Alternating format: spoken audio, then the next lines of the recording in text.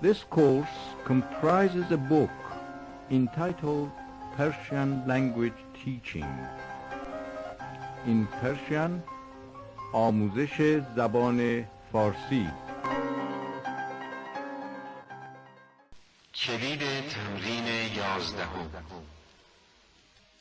1. ببینیم بچه چشه؟ چرا شیر نمیخوره؟ 2. تو امروز چته؟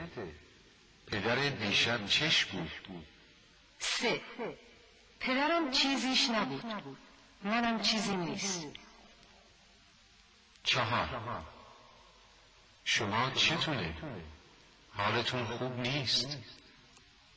یه چیزیم هست، حالم از دیروز بدتره. 6. رئیستون چشه؟ چرا اینقدر عصبیه؟ 7. اینا چشونه؟ چرا اینقدر دوا میخورن؟ 8. سارا خانم امروز چشونه؟ چرا اینقدر بی‌حوصله و ناراحتن؟ 9.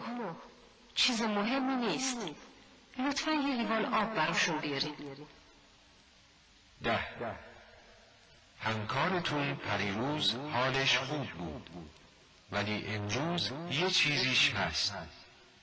شاید یه کمی خسته است.